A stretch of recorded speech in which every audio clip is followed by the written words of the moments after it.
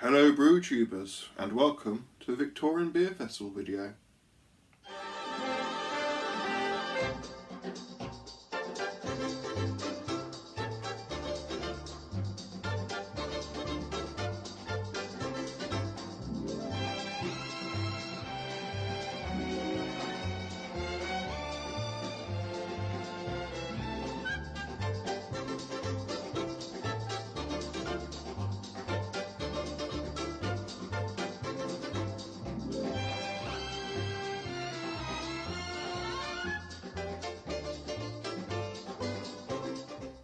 So yes, finally it's here, the review video for the Victorian Beer Festival. Sorry it's taken so long, but it has been a hectic few weeks. Beer Festival took place on the 30th of November and today is the 20th of December. So Merry Christmas to all, and to all a Merry Christmas, I'm sure. But yes, how did it go? Okay is the probably politest answer. It wasn't as busy as last year. We were probably about 10 or 15 people fewer than the year before, although the weather was again better and worse at the same time. So although it was a lot drier this year, it was also a lot colder, which I think put people off a bit. Last year was a little bit damp, but was quite mild actually, so what can you do about it? We did have a big fire going, so we kept warm like that, but oh well. 4 beers on, the East India Contract IPA, the Reed London Porter, Tennants Lager beer from 1888, and my Imperial Stout, Barclay Perkins Imperial Stout, which has been aging for 14 months. So yeah, 4 beers on. We had chestnuts roasting on an open barbecue, and we had games of Snapdragon, which it was incredibly fun, and yes, Victorian sausages with onions and French bread and that sort of thing, so all very, very lovely.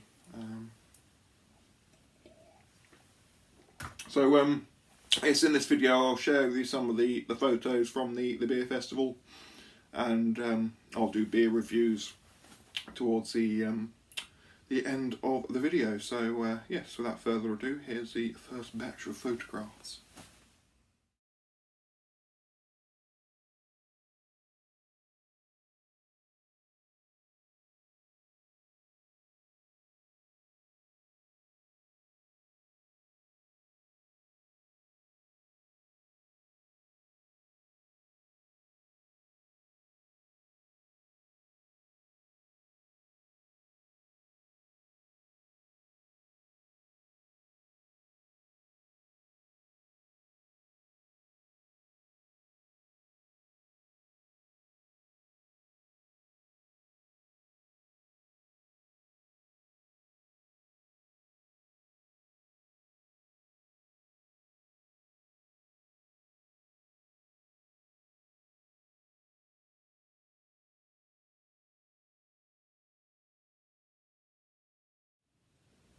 So that is the first batch of photos there.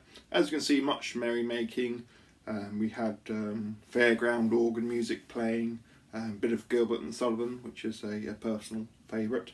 So yes, very Victorian in its music surroundings, as well as the beer. We also had a little bit of chim chimney as well. Chim chimney, chim chimney, chim chim chimney. A sweet fish as lucky can be. Chim chimney, chim chimney, chim chimney. Adieu. Chim chimney, chim chimney, chim chimney. A sweet fish as lucky can be. Chim chimney, chim chimney, chim chimney. You're hardly Dick Van Dyke. Very entertaining, I'm sure. So we were also drinking out of these rather lovely pewter tankards throughout the beer festival. Obviously glasses available for those who don't like drinking out of pewter. Yeah, brought a couple half pint tankards and a few full pint tankards. so people could mostly take their choice. Only a couple of quid each off eBay, so yeah, very worthwhile getting. They look very, very neat. This is one of my favourite ones, a half pint one. Yes, so very authentic drinking ware. And we also played a rather authentic Victorian parlour game known as Snapdragon. Snapdragon is an insane game which should never pass health and safety laws nowadays. Basically, you get a bowl or a pan of brandy and soak some raisins in it. Then you light it, and the aim of the game is to try and eat as many of the raisins as possible whilst it's still lit. Actually, apart from the smell of a couple of singed hairs on your fingers, it didn't hurt awfully much. It did sort of, nip a little bit of the burn, but yeah, quite mad, but exceptionally tasty actually. I highly recommend brandy soaked raisins. They're lovely. Very good indeed. However, getting out of a flaming bowl is entirely up to you, but adds a bit of fun.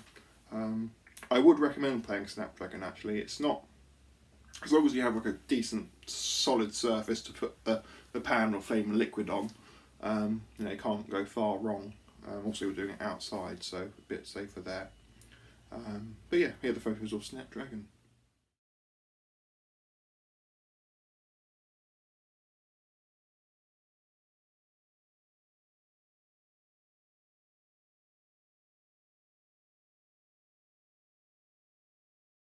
So there you have it, that was Snapdragon.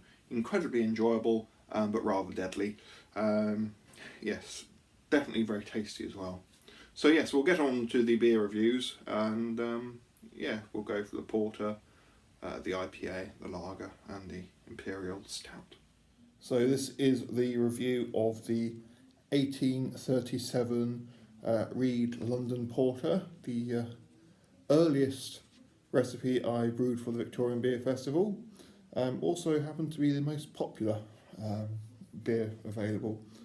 So this is Monday evening, so it's about 2 days after I tapped it. See, it's got quite a nice little head on there. Not too much cask ale. Bit cold, but yeah. This is the dregs of the cask. 5.9%. Oh, that's good.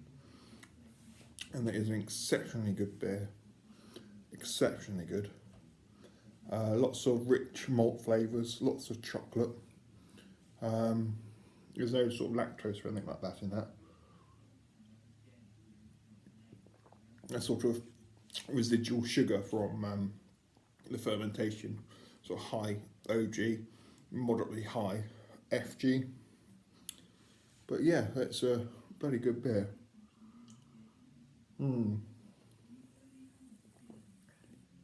It's properly sort of rich and chocolatey. Sort of a bit of sort of biscuity roasted malt flavour as well.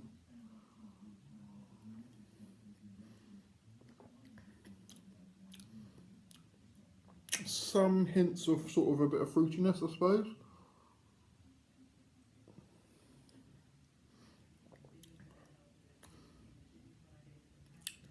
And I suppose it has got a little bit of a bitter finish, but mainly sweet throughout.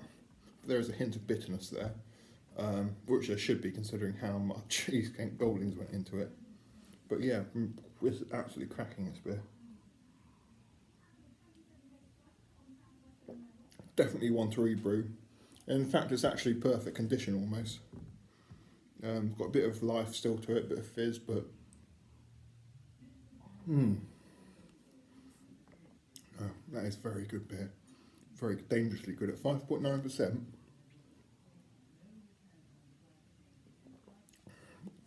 Good sort of medium body as well. But yeah, no wonder why that was the beer of the festival. That is remarkably nice. Chocolatey and malty.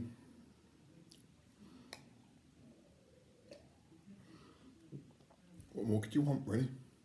but it's not artificially chocolatey or sweet. It's all very naturally so. No, that's the best beer I think I've ever made. Yeah, the early Victorians knew how to make a damn good porter. So the next beer I'm reviewing for the Victorian Beer Festival is the Trumans East India Contract IPA. This is from 1855. So let's just light it up for you. There you go. This is a smash beer, 100% Marisotto malt and 100% East Kent Goldings. Very highly hopped. A lot of East Kent Goldings went into it. Obviously for the journey over to India, hops were used back then as a preservative, so hence the very high hopping rates. I've actually got quite a nice little connection to the East India Company. The school I went to was originally built by the East India Company as a training college. Then it went to United Services and whatever and whatnot. So yes, nice little connection between the East India beer and East India College. So yes, anyway, that's history. So yes, it's a beer which very much smells like beer. It doesn't have any like tropical hop notes. It doesn't have particularly strong malty smell to it. It's just a very beery aroma. You know, like when you go to the pub and that sort of beery smell, which isn't particularly distinctive of one thing or another. That's the sort of smell which is coming off this. It smells like beer. Anyway, let's go in for a taste. This was actually on cask, but because casks only really last about three days or so, there's no way I was going to drink all of that in 3 days. Not a lot of this was consumed during the beer festival, so in order to save it, I transferred it from cask to keg, carved it up, and it appears to have survived. Better than trying to drink it all at once or throwing it away. So yes, you can keg a beer off cask as long as it's sort of in good time and in good condition. So quite a handy little tip that really. So yes, this was cask, now it's kegged. Let's dive in.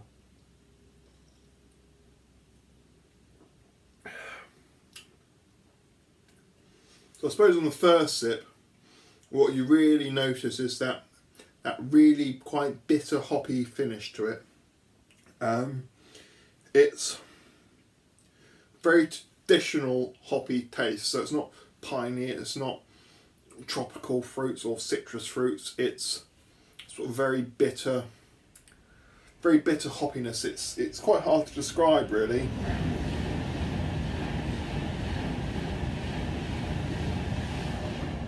But it's that you know, when you sort of smell and feel a fresh hop like a Fugger or an East Kent Golding, it's very much that sort of smell and aroma sort of transferred into the beer.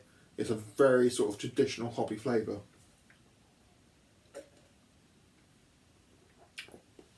So yes, it has got quite a significant bitterness to it, but there is a sort of sweetish, malty, buttery, creamy flavour which helps counterbalance that. There is a bit of diacetyl in this. I know in large amounts it's unwanted, but as it is, it's just that nice bit of sweet, creamy, sort of buttery flavour which helps counterbalance, counteract the very strong bitterness. So that sort of worked in its favour.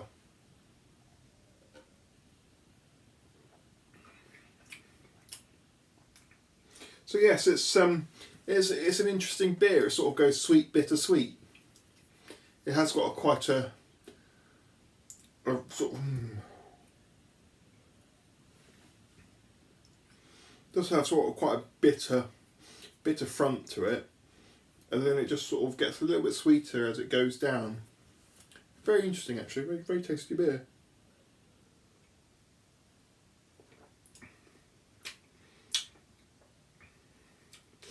It wasn't particularly popular at the beer festival. I think because the porter was so popular, this one got overlooked. 5%, so it was the weakest beer of the beer festival at 5%. And it was the one I preferred, I think. I did have quite a bit of this, probably because it was obviously the weaker one. But yes, not a bad beer really. Yeah, it is different from modern IPAs in the terms of the bitterness is quite strong, but yes, anyway, whatever, I'm rambling now, so yeah, good beer. So the third beer I will be reviewing for the Victorian Beer Festival is the 1888 Tennants Lager beer, as you can see there. One of the earliest British lager recipes I could find, obviously from Scotland, Tennants Brewery. I think they had a special lager brewery made for them in the Victorian period. But yes, so this is what I brewed. Marisotta low colour malt, flaked rice, and Hallertauchersglucker, I believe, were the hops I used, and the malts. So yes, very light in colour. I didn't lager it for as long as I'd hoped, but it was lagered long enough.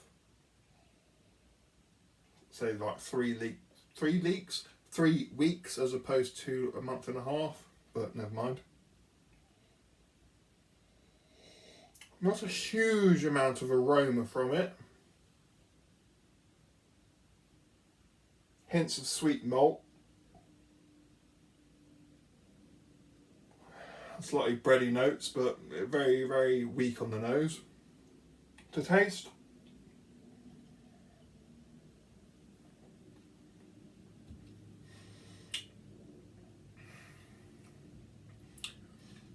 it's easy going, which means to say, compared to the IPA I've just drunk, not a huge amount of flavour.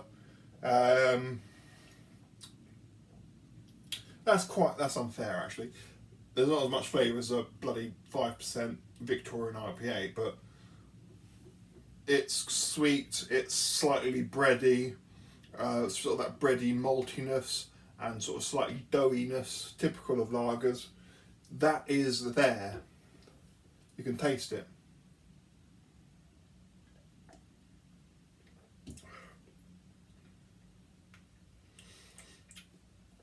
A slight sort of grassy, hay-like hop taste to it, but that's very, very subtle. The real sort of flavour comes from that doughy, sweet maltiness, that bready maltiness. 6.5%, so it's fairly hefty. But really, it's quite easy drinking, considering the strength of it. It's a sweet beer. No bitterness really, but a sweet sort of bready flavour. So there's not really much more that can be said about it. It's pleasant enough, but like most lagers, it's not really a flavour bomb. It's just a fairly refreshing malty beer. Better than any sort of large-scale commercial beer you'd get. But yeah, considering the period it's from, it's a Victorian lager. That's one thing you've got to remember. This is a recipe from the Victorian period, 1888. It's over 100 years old, 140 years old, whatever it might be. So it's a nice beer. If you got served that in a pub, you wouldn't be disappointed. you know. It's got a nice sort of sweetness to it. It's easy, and it's surprisingly strong at 6.5%. You know, you wouldn't expect that from a beer of this ilk. So, anyway, yes, Victorian lager, actually quite nice. Victorian Scottish lager. So last but not least is the 1848 Barclay Perkins Imperial Brown Stout. At least I hope that's what it is, if my memory serves me right. I have done a review or two of it before. As you can see, I'm a little bit pickled by now, but never mind, I need to get this done. So yes, this is 10.5% on the nose. Wow. Okay. Soy sauce.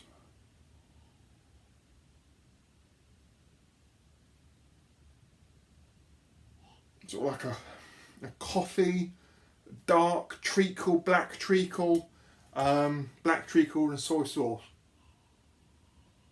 Fruitcake. Yeah. I made this September 2018, so this has been aging for a long time now. It smells funky.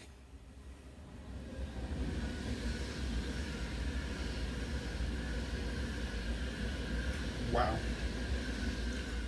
Wow. That is thick. Thick, thick, thick.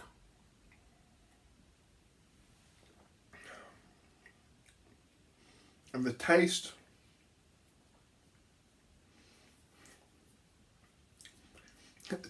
is very interesting. There's a slight, almost Stilton-like flavour.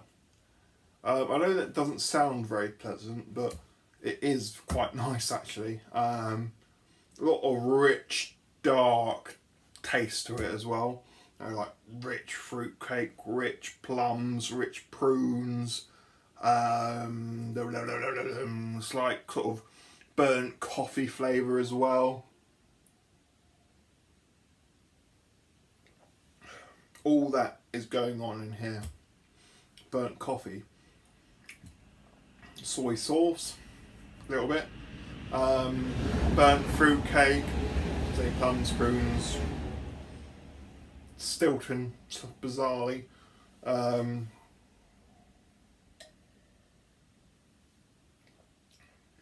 It's a bloody lovely beer. About 10.5%, you get wankered very quickly off it, if you know what I mean. It's a proper imperial stout. That is imperial. That is stouty. Bloody lovely as well.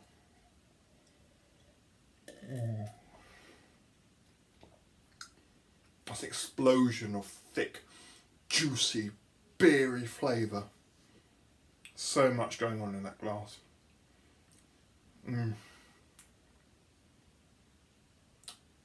Very rich beer.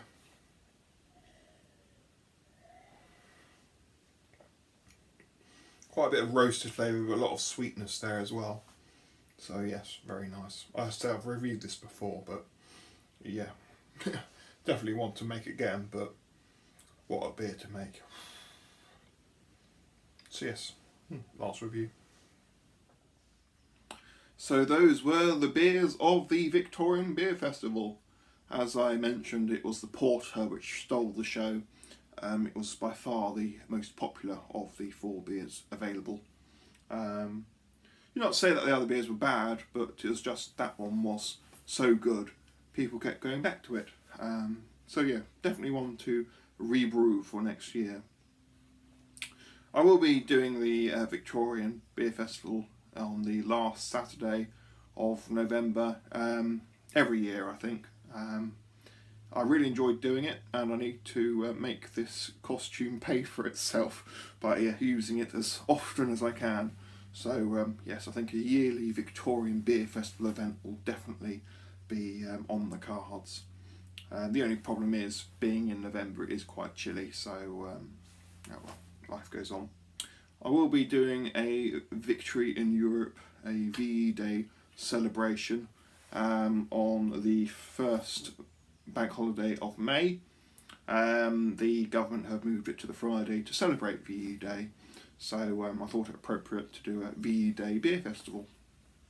So I'll be producing beers from like 1939 to 45, probably more towards the 39 end before rationing took hold, because yes, the beer strengths went down dramatically to about 2.5% to 3% from pre-war levels. So yeah, not many people will be interested in drinking 2.5% beer, but yeah, so I'll do one or two from each end of the war, I think. But yeah, that should be quite fun. Anyway, I'm going to finish the rest of my little half-pint tankard of beer, and yes, go see Bob Cratchit and Tiny Tim. Merry Christmas, and I shall see you all again in the new year. Cheerio.